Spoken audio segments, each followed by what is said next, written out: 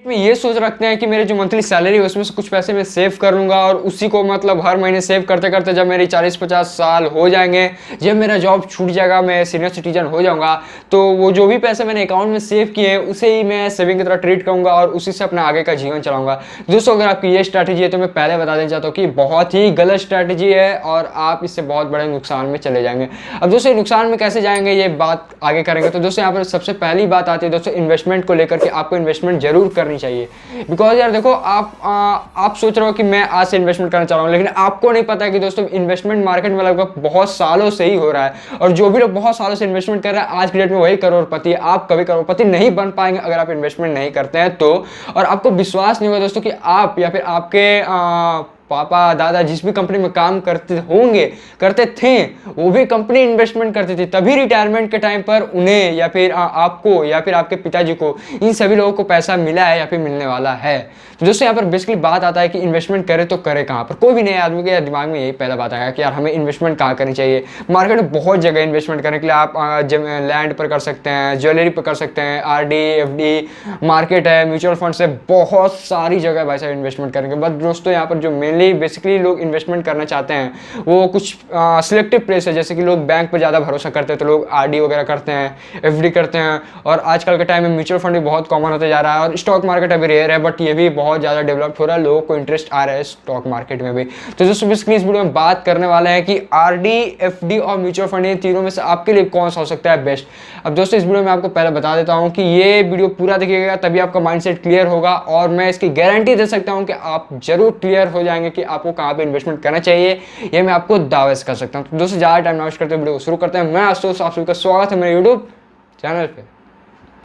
दोस्तों, यहाँ पर हम सबसे पहले RD FD और म्यूचुअल फंड में थोड़ा सा डिफरेंस जान लेते हैं कि बेसिक डिफरेंट क्या है। तो यहाँ पर मैं अभी पॉइंट वाइज नहीं बताऊंगा, बस बेसिक डिफरेंट क्या है। तो दोस्तों, अगर हम RD की बात की जाए तो रेकरिंग डिपॉजिट में आपका ऐसा था कि आप मंथली SIP कुछ भरते हैं, मान के चलिए 500 की, 600 की, 1000 की, जितने मन उतने की, और आपका एक फिक्स टेन्योर होता है कि आप 1 साल तक रेकरिंग करना चाहते हैं, 2 साल तक, 3 साल तक, ऐसे कुछ रहते हैं। तो आप मान के चलिए 1 साल तक कर रहे हैं तो आपको 1 साल तक हर महीने कुछ इंस्टॉलमेंट पेड करने हैं और उसके बाद 1 साल के बाद आपने जो भी इंस्टॉलमेंट पेड किए हैं उसके ऊपर इंटरेस्ट मिलता है। दोस्तों, यहाँ पर कंपाउंडिंग वाला भी काम होता है। दोस्तों, पावर ऑफ कंपाउंडिंग यहाँ पर रेकरिंग डिपॉजिट में भी काम करता है। इसलिए दोस्तों, यहाँ पर रेकरिंग डिपॉजिट अगर आप लॉन्ग टर्म के लिए करते हैं तो आपको फायदा मिलेगा। तो पावर ऑफ कंपाउंडिंग के बारे में हम आगे बात करेंगे। अब दोस्तों, यहाँ पर FD में क्या होता है, तो FD का भी बहुत सिंपल सा फंड है। यहाँ पर आपका SIP वाला सिस्टम नहीं, आपको मंथली इंस्टॉलमेंट नहीं भरने हैं।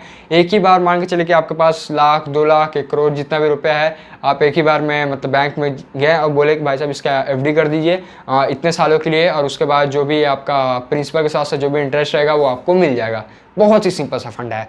म्यूचुअल फंड का बात की जाए तो ये बेसिकली टोटली रेकरिंग के ही जैसा है। आपको आप मंथली SIP भी भर सकते हैं या फिर अगर आपके पास बल्क में अमाउंट है तो आप एक बार में 1 टाइम डिपॉजिट भी कर सकते हैं। दोनों ही तरीके यहाँ पर आप अवेलेबल रहते हैं। बट यहाँ पर दोस्तों मेन जो डिफरेंस आ जाता है वो तो है रिस्क फैक्टर का, जिसके बारे में भी हम आगे बात करेंगे। अभी यहाँ पर मैंने बेसिक डिफरेंस बताया।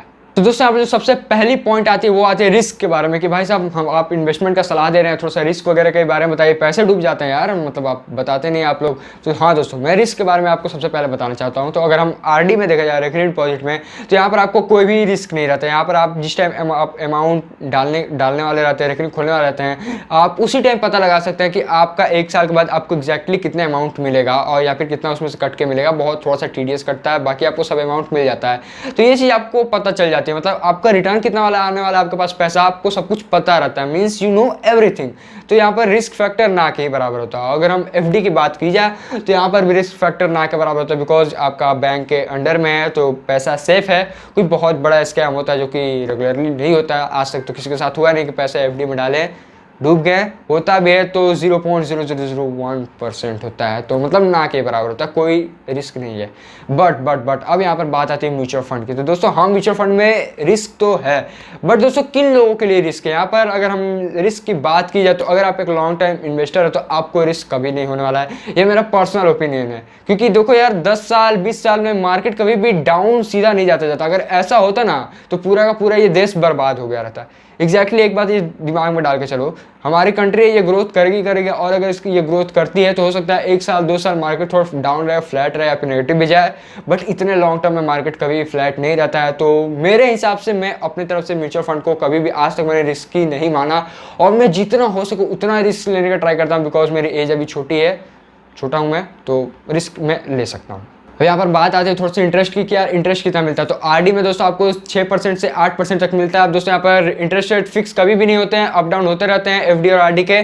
तो आप इसे फिक्स मत मानिएगा, बिकॉज लॉकडाउन में काफ़ी ज़्यादा इंटरेस्ट रेट को घटा दिया गया था, और एक मैंने वीडियो भी डाली थी उस पर भी लोगों ने बोला कि इतना इंटरेस्ट नहीं मिलता है। तो भाई साहब ऐसे भी ये सब चीज़ चेंज हो सकते हैं, तो मैं आपको बस एक एस्टिमेटम दे रहा हूँ कि 6 से 8% मिलता है। एफडी में भी आपको 6 से 8% मिलता है। लेकिन दोस्तों अगर म्यूचुअल फंड की बात की जाए तो यहाँ पर आपको 5-6% के भी इंटरेस्ट मिल सकते हैं सालाना, और यहाँ पर दोस्तों आपको 20% या फिर उससे ज़्यादा का भी इंटरेस्ट मिल सकता है सालाना। तो दोस्तों यहाँ पर ये मार्केट के ऊपर आता है कि इस साल मार्केट कैसा चला है, मार्केट अच्छा था बुरा था। उसी के साथ साथ दोस्तों यहाँ पर मैं आपको और एक बात बताना चाहता हूँ कि यहाँ पर आपके माइनस में भी रिटर्न आ सकते हैं। मीन्स आपको यहाँ पर -10%, 20%, 5%। तो ऐसा भी हो सकता है कि आपने 1000 डाला और आपके पैसे एक साल बाद 800 हो गए, हो सकता है। बट लॉन्ग टर्म में ऐसा कुछ भी नहीं होता दोस्तों। लॉन्ग टर्म में आपको ऐसा सिनेरियो कभी नहीं देखने को मिलेगा। इसीलिए दोस्तों investment I always prefer for long terms. अब दोस्तों यहाँ पर और एक सबसे बड़ी बात आ जाती है, वो होती है दोस्तों थोड़ी सी इन्फॉर्मेशन एंड नॉलेज की। तो दोस्तों अगर आप आरडी एफडी इन दोनों में इन्वेस्ट करते हैं तो आपके यहाँ पर कुछ खास नॉलेज नहीं चाहिए। मतलब ऐसा नहीं चाहिए कि यार आपको मार्केट के बारे में पता होना चाहिए, कहाँ करना है कहाँ नहीं करना, इन सभी चीज़ों के बारे में पता होना चाहिए, ऐसा कुछ नहीं है भाई साहब।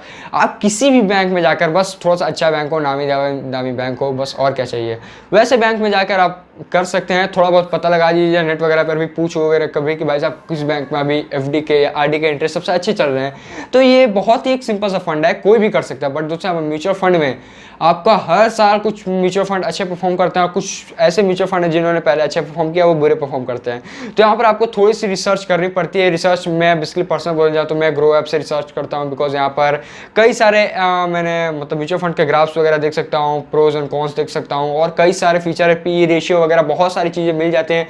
तो आपको भी इन सभी चीज़ों के बारे में नॉलेज होनी चाहिए, तभी आप इन सभी में इन्वेस्ट कर सकते हैं। अगर ये आपने कोई गलत म्यूचुअल फंड ले लिया है जो कि आपके रिस्क प्रोफाइल से मैच ना करता हो, तो यहाँ पर आपको थोड़ी सी दिक्कत हो सकती है। हो सकता है लॉन्ग टर्म में हो तब भाई आपको कोई दिक्कत नहीं होगा, बट हाँ हो सकता है कि आपको लॉन्ग टर्म में जितना इंटरेस्ट मिलना चाहिए था उतना नहीं मिला, या फिर ऐसा भी हो सकता है कि जितना आपको नहीं मिलना चाहिए था आपको उतना मिल गया।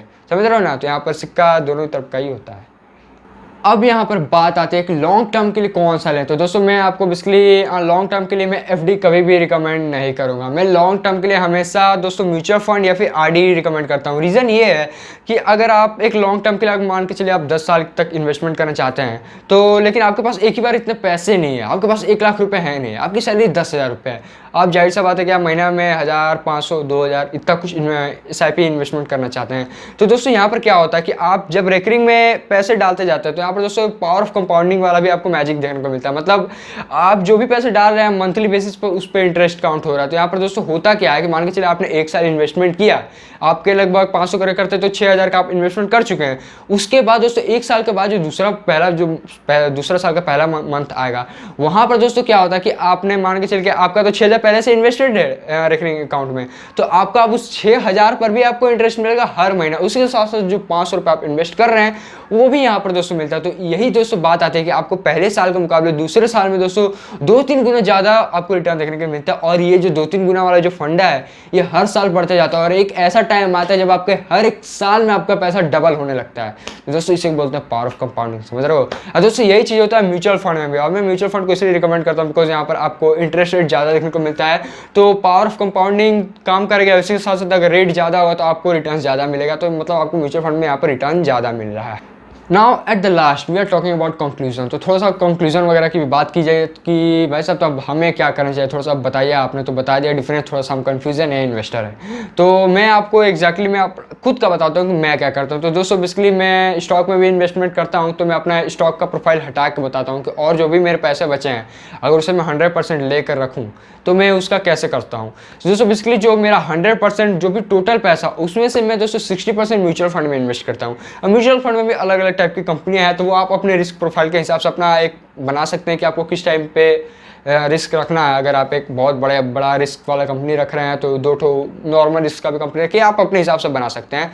तो 60% मैं म्यूचुअल फंड में रखता हूँ। उसी के साथ साथ दोस्तों यहाँ पर मैं कुछ पैसे लिक्विड कैश भी रखता हूँ। Liquid cash in the sense account में कुछ पैसे हमेशा रखने चाहिए। आप दोस्तों अकाउंट में मैं हमेशा जो भी पैसे रखता हूँ वो डायरेक्टली ऐसे मतलब खाली नहीं रखता हूँ। मान के चले कि मैंने अकाउंट में 20% रुपये रखे हैं, तो 20% में से मैं बस 10% ही जो मेरा जो टोटल पैसा है वो मेरे सेविंग अकाउंट में रहता है, ताकि मैं ट्रांजेक्शन वगैरह कर सकूँ।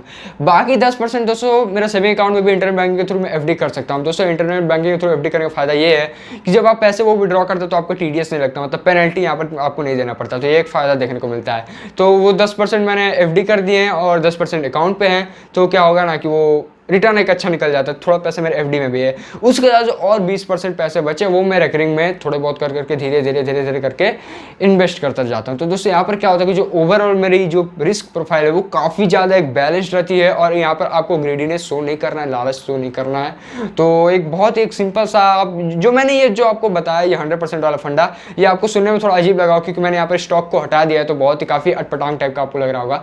तो ये आप अपने हिसाब से रख सकते हैं। तो दोस्तों आशा करता हूँ वीडियो आपको अच्छा लगा। अगर भाई साहब चैनल पर नए हो तो सब्सक्राइब कर देना। मिलेंगे अगले वीडियो और अच्छे टॉपिक के साथ, अपना ध्यान रखें। Thank you.